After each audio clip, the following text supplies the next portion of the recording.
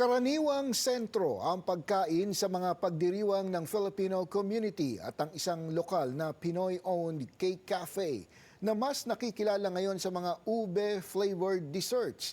Tinutulungan ang maraming pamilya na gawing mas matamis ang selebrasyon ngayong Mother's Day. Narito ang report ni Teresa Redula.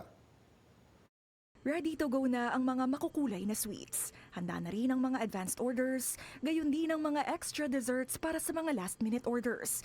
Pagpatak ng weekend sa loob ng cake cafe na ito sa British Columbia, agad umarangkada ang pagdiriwang ng Mother's Day. Yung Mother's Day kasi it's one of the busiest days sa amin. Aside from Valentine's and Christmas, ito talaga yung isa sa mga pinaghahandaan din namin na event. Marami na rin daw ang nag-book ng reservation sa kanilang kapihan bago pa lamang nitong weekend.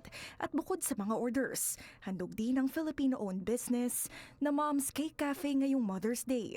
Ang mga libreng cupcake para sa mga nanay nilang customer. At least 100 to 200 cupcakes. Depende kung gaano kadami yung pupunta. Sa Philippines pa lang yung Mother's Day talaga, isa sa pinaka-special na araw talaga. Yun talaga yung sineselebrate. Siguro it's our way of saying thank you dun sa mga moms for all the sacrifices and lahat ng mga ginagawa nila para sa atin. Ito na ang ikalawang taon ng kanilang negosyo at mas lumaki daw ang demand para sa Filipino flavors sa kanilang all-time favorite desserts. Ube leche plan, ube makapuno, ayun pa rin talaga.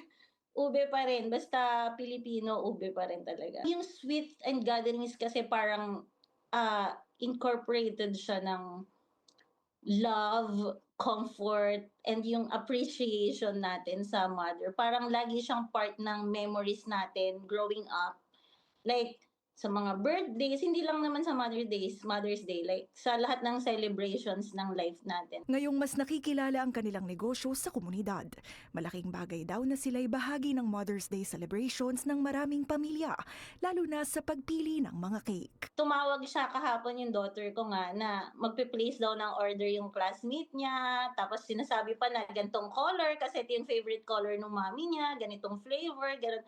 Ayun, parang natutuwa ako na yung isang simpleng bata, nag-iipon siya just to surprise her mom, and yung way is sa amin. Pinili daw nila sa tatangkanyang mga co-owners ang pangalang Mom's Cake Cafe para sa negosyong ito bilang isang tribute para sa kanilang mga nanay.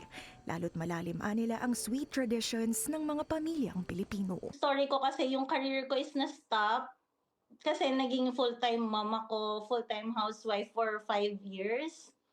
Kasi I have to focus dun sa pag-aalaga dun sa anak ko. Then, after 5 years, nagkaroon ng chance na mag-aral ulit ako ng baking.